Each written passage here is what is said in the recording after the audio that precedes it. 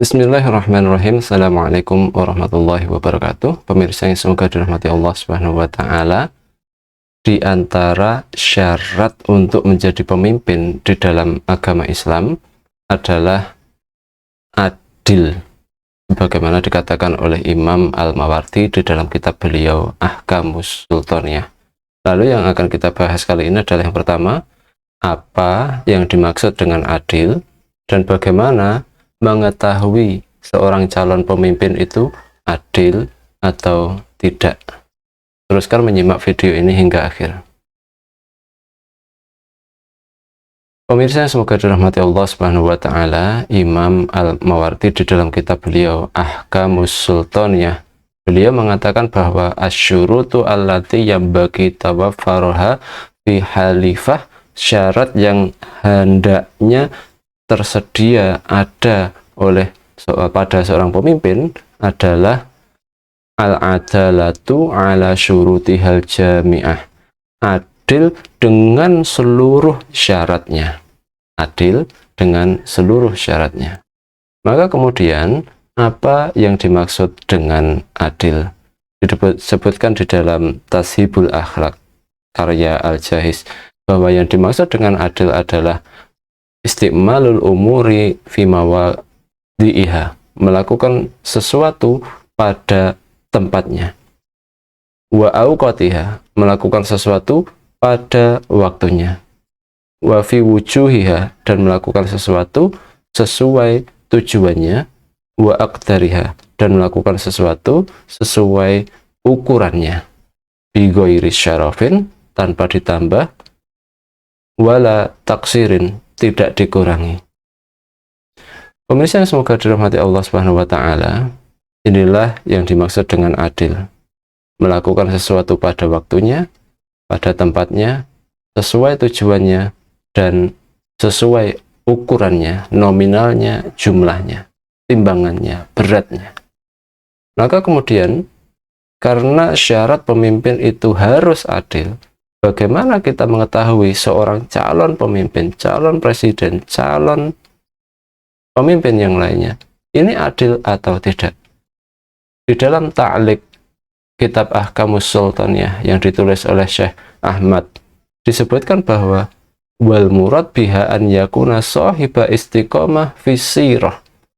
Untuk masalah adil, seorang calon pemimpin itu diketahui adil atau tidak jika dia riwayat hidupnya itu istiqomah. Riwayat hidupnya itu lurus-lurus saja. Sejarah hidupnya, rekam jejak hidupnya itu lurus-lurus saja. Yang pertama. Kemudian yang kedua, wa an yakuna mutajannibanil af'al wal ahwal al-mujibatul lil fuski wal fujur. Syarat yang kedua, bagaimana kita mengetahui seseorang calon pemimpin itu adil atau tidak adalah dengan mengetahui dia itu sering menjauhi perbuatan atau kondisi teman, lingkungan yang bisa menjerumuskan dia pada kefasikan dan kefajiran. Inilah dua cara kita mengetahui seorang calon pemimpin itu adil atau tidak, jujur atau tidak. Yang pertama, rekam jejaknya, riwayat hidupnya itu lurus-lurus saja. Kemudian yang kedua, yaitu dengan dia senantiasa menjauhi perbuatan, senantiasa menjauhi kondisi ini maksudnya teman dan lingkungan yang bisa menjerumuskan dia pada kefasikan dan pada kefujuran. Pemirsa semoga dirahmati Allah Subhanahu wa taala, tentang cara mengetahui imam seorang calon pemimpin itu adil atau tidak, yang pertama tadi, yaitu dengan rekam jejak hidupnya itu lurus saja atau tidak. Ini kami pernah memiliki seorang teman yang ayahnya zaman dahulu itu merupakan salah seorang tokoh agama. Kemudian ayahnya ini pernah ditemui oleh seseorang yang ingin mencalonkan diri sebagai kepala desa. Ini adalah seorang non-muslim dahulunya. Kemudian dia waktu itu menemui ayah dari teman kami. Ini kemudian orang yang mau nyalon kepala desa ini Dia mengatakan, saya ingin masuk Islam. Maka kemudian disambut baik oleh ayah teman kami ini. Kemudian dia bersyahadat di depan ayah kami ini. Maka kemudian setelah dia masuk Islam, kemudian setelah dia terpilih menjadi kepala desa, tidak lama berselang dia kembali menjadi non-muslim. Maka penting bagi kita ketika akan mengetahui, ketika akan menentukan memilih yang mana sebagai pemimpin kita, maka seperti yang katakan oleh Syekh Ahmad Jadi tadi, ketahuilah riwayat hidupnya, rekam jejaknya. Dia itu orang-orang yang lurus saja atau tidak. Kemudian yang kedua, ketahuilah bahwa dia itu senantiasa menjauhi perbuatan, senantiasa menjauhi kondisi, lingkungan, dan teman yang bisa menjerumuskan dia kepada kefasikan, kefajiran, atau kemaksiatan secara umum. Pemirsa, semoga dirahmati Allah Subhanahu wa Ta'ala. Syekh Ahmad Jadi itu mengatakan di dalam catatan kaki terhadap tentang syarat ini, bahwa memilih pemimpin yang zalim itu haram.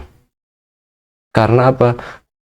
Logikanya, analoginya tentang memilih pemimpin yang haram itu, kata beliau, seperti menitipkan sekumpulan kambing kepada sekumpulan serigala agar serigala itu merawat, menggembala, menjaga kambing-kambing kita.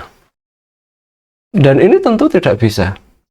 Bagaimana kita memiliki 100 ayam, kemudian di saat yang sama kita memiliki 5 ekor garangan atau 5 hewan yang biasa memangsa ayam. Kemudian kita menitipkan pada binatang tersebut, garangan tersebut, wahai garangan, ini saya punya 100 ayam, tolong saya titip kamu jaga di kandang ini. Ini logika tentang memilih pemimpin yang zalim. Analogi memilih pemimpin yang zalim seperti ini. Maka kita berdoa kepada Allah, semoga kita diberi pemimpin yang adil. Amin ya rabbal alamin. Wassalamualaikum warahmatullahi wabarakatuh.